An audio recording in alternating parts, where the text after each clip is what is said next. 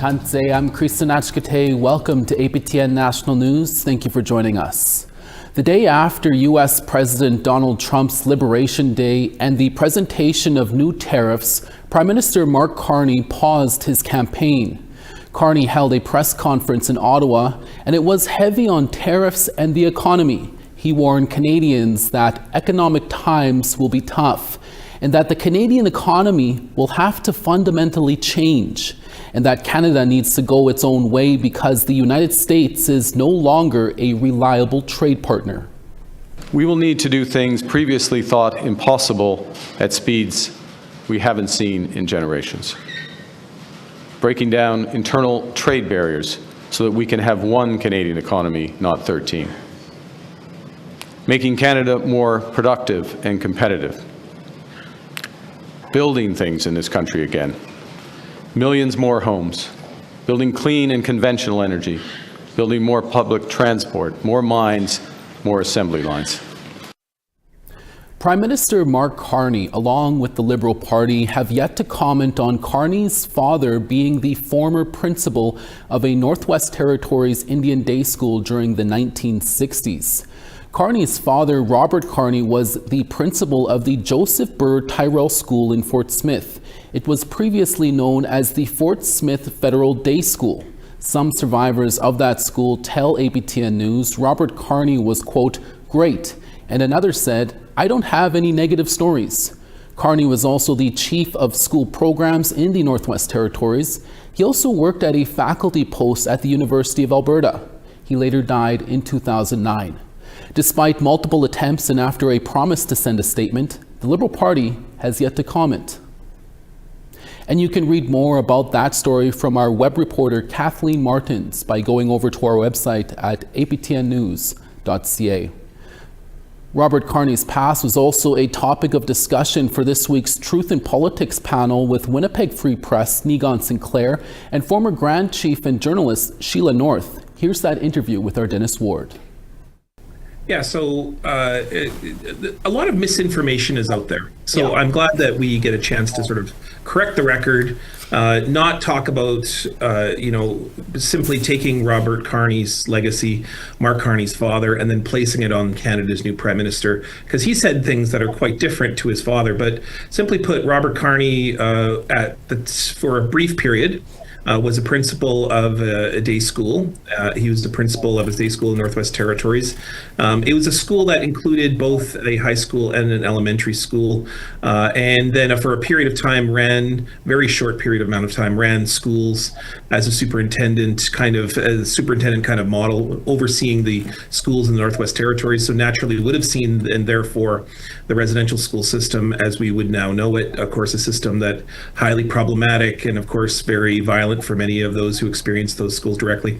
And then later, as a historian at the University of Alberta, he did things like run for office, lost in Edmonton, and then later defended his legacy as a participant within the residential school system.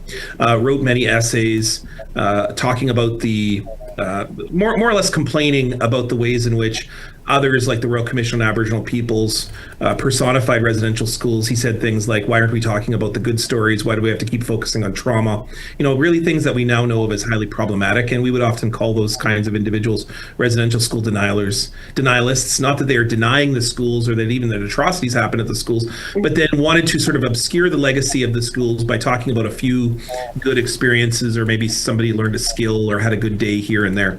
The fact is that residential schools, nothing about that policy was beneficial. It never should have happened. And so Robert Carney, I think, is on the wrong side of history. And one thing I also discovered is that Mark Carney is not his father. So he has said a lot of things that are certainly contrarian to his father. He says things like the economy, Canada's economy, should be run by Indigenous knowledge and values, which anyone who believes in residential schools would never say. So clearly Mark Carney, I think, has to be accountable for things that his father said. But at the same time, I think he's broken away from that legacy and is on the way to do so more. Sheila, your thoughts on this and whether it should have an impact on Mark Carney's run here? No, I think I appreciate Nigon's perspectives and laying it out there. I do understand why people would be concerned and make those associations. And for that, I think that Mark Carney at some point needs to come out and straighten that out on what he thinks and how differently he might think, because it is an issue that we all have come to see more of how people think about what happened during these times. Sure, there might have been good outcomes here and there, but the assimilation and the atrocities that happened during those times outweigh all of those, and we can't deny that. And I think that at some point he does have to come out and clarify his thoughts on it, even more so. The Serious Incident Response Team, or CIRT, have finished their investigation into the police shooting death of Steven Iggy Dedam. It found no reasonable grounds that an RCMP officer broke the law when he fatally shot Dedam in Elsipogtog First Nation in New Brunswick last September. According to CIRT, on September 8, 2024, 2 RCMP officers responded to 2 911 calls that an adult male had weapons, stating he wanted to kill himself. When officers arrived, Dedam was in a bedroom possessing multiple throwing axes and showing signs of intoxication. Officers instructed Dedam to drop the weapons or he would be tased. CIRT says video shows Dedam threw one axe in the direction of officers and others in the home. As he made a motion to throw another axe, one officer discharged a taser, which was ineffective, and another officer discharged his firearm, striking Dedam. An emergency response team was called and Dedam later died in hospital. The Mountie involved in the incident provided a statement of events through his lawyer, while the other officer provided an interview to CIRT. Following the incident, the people of Elsipogtog called for an end to police violence and the removal of the RCMP from their community. Dedam was one of 15 Indigenous people who died while interacting with various police forces in 2024.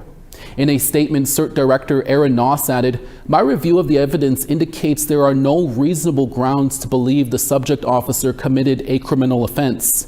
I recognize that this was a tragic situation and the events outlined in this report have been exceptionally challenging for all involved." Elsipogtog is located about 2 hours northeast of Fredericton. And you can read more about that story, including the full CIRT report, by going to our website at aptnnews.ca. APTN News has yet to hear a response from the family and the community of Elsipogtog. Edmonton police are asking the public for its help in identifying an Indigenous woman found deceased in central Edmonton last December. On December 29th, Edmonton police received a report of a female who was found deceased in a waste disposal bin just south of downtown Edmonton. Surveillance footage from 9:30 a.m. that day before shows a female walking northbound alone up an alley, then getting into the bin. Her death is not deemed suspicious. Police say they have been unable to confirm her identity and provided this composite sketch with the hopes she can be identified. The woman is Indigenous, 25 to 35 years old, with shoulder-length brown and brown eyes, brown and red hair and brown eyes. She's 5'8" with a slim build. She also had this flower tattoo on her right shoulder blade, which is about 12 by 9 centimeters. At the time, she was wearing a brown puffer jacket and brown boots similar to the pictures here. Anyone with information is asked to contact Edmonton Police at 780-423-4567 or Crime Stoppers. An update now to a serious hit-and-run incident that happened last month in Winnipeg. The family of Margaret Kobenis say that an arrest has been made. On March 15th at around 12:30 a.m., Margaret Kobenis was run over by a white cargo van and left in critical condition with broken bones to her pelvis, shoulder, and ribs. APTN News previously spoke with Margaret while she was healing in hospital and met with her mother where the incident happened just south of Winnipeg's Osborne Village neighborhood. On Wednesday, Margaret took to social media to update her followers about the arrest. In that video, she says the driver has been arrested and is in jail, and his court proceedings will likely be during the summer. She also added that the driver is facing multiple charges and thanks the Winnipeg Police Service for all of their work. The Winnipeg Police Service tells APTN News an announcement will be made next Monday. A protest following an alleged incident between a student and former Ontario Premier Mike Harris recently took place at a university. That story when we come back. Stay with us.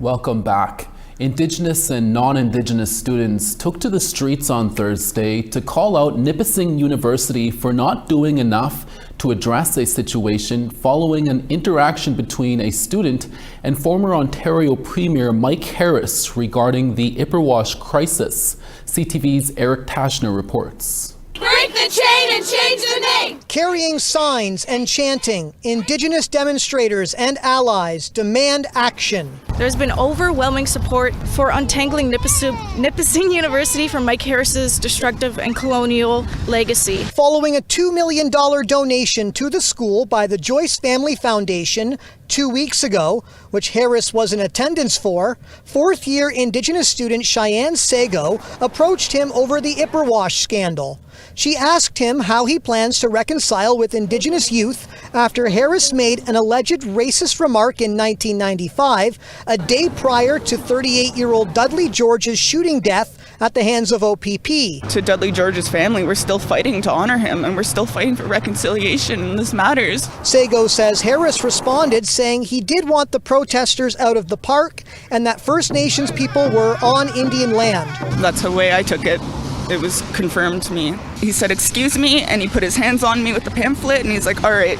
And I said, "Get your hands off me, don't ever touch me again." Harris and other witnesses have repeatedly denied that he ever made the expletive statement that Sego is referring to.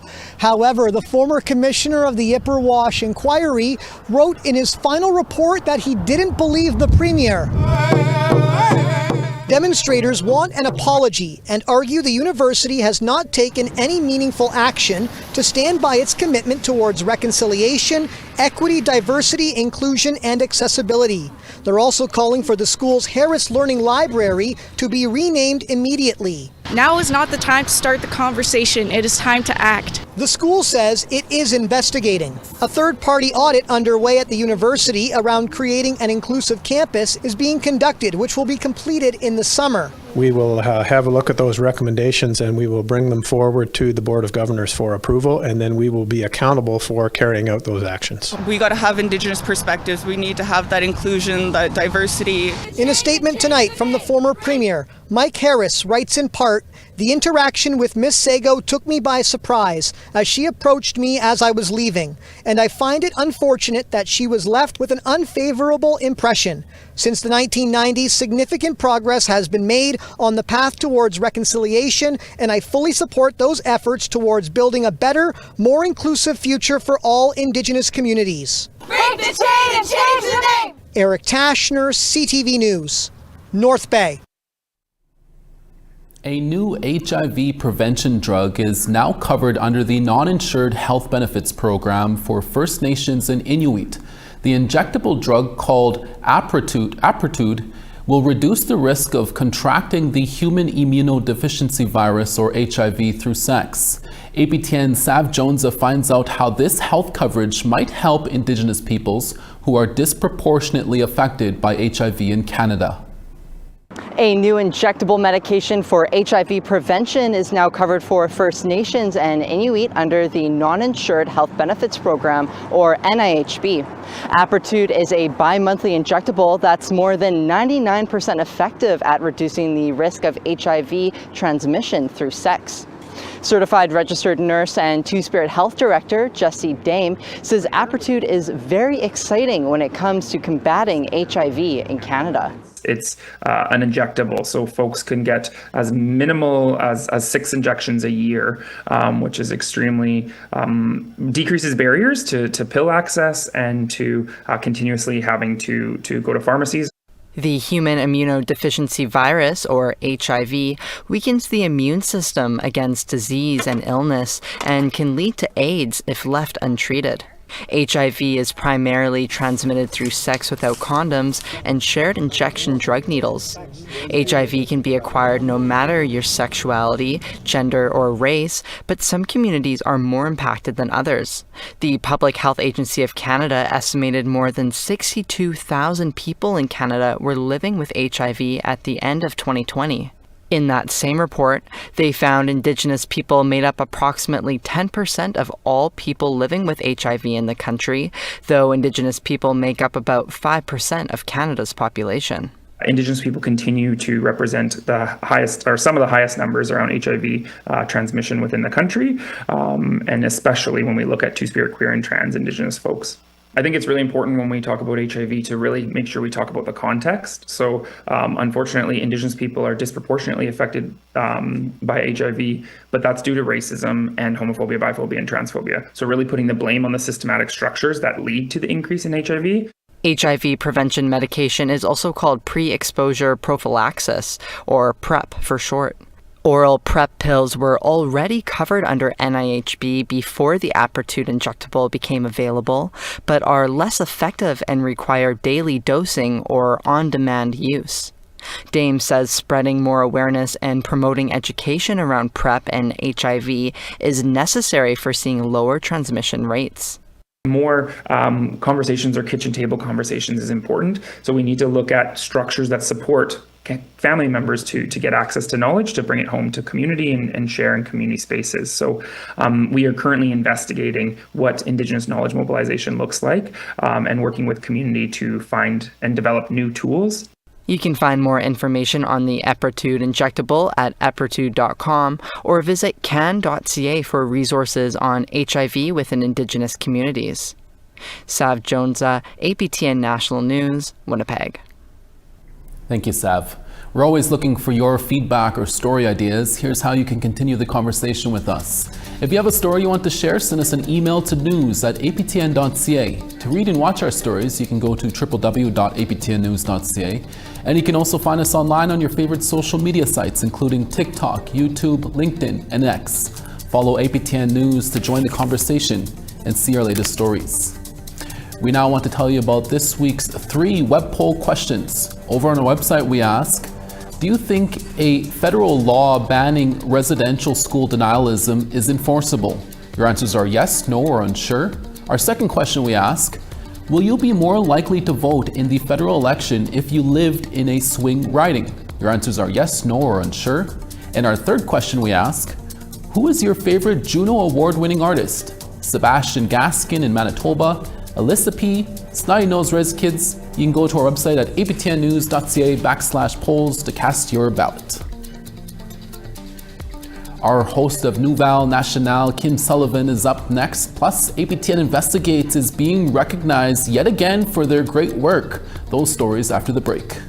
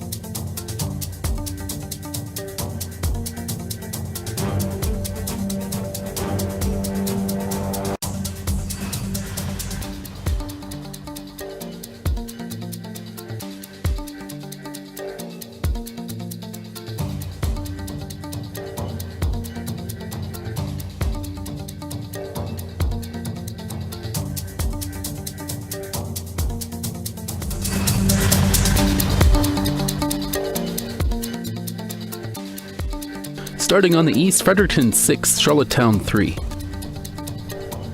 -9 in Cartwright, Happy Valley, Goose Bay -5. Gaspé -1, Quebec City 5. Toronto 6, Sarnia 7. Sudbury 3, Sioux Lookout 0. -10 in Churchill, Thompson -10. Dauphin -7, Gimli -2. -9 in Yorkton, Swift Current -6. -16 in Stony Rapids, Buffalo Narrows -9. 14 in Peace River, Fort McMurray 7. 8 in Lethbridge, Red Deer 10. 15 in Kamloops, Bella Coola 17. 11 in Fort Nelson, Dease Lake 9. 9 in Watson Lake, Dawson 7. -4 in Wrigley, Wati -3. -5 in Fort McPherson, Colville Lake -5 as well. -13 in Baker Lake, Chesterfield -13. And Arctic Bay -19, Clyde River -18. Thanks for staying with us. As per every Friday at 6:30 p.m. Eastern Time, APTN's Nouvelle Nationale delivers your news headlines in French. Our host Kim Sullivan joins us now to share what the show tackles this week. Tanse, Kim. Bonjour, Kristen.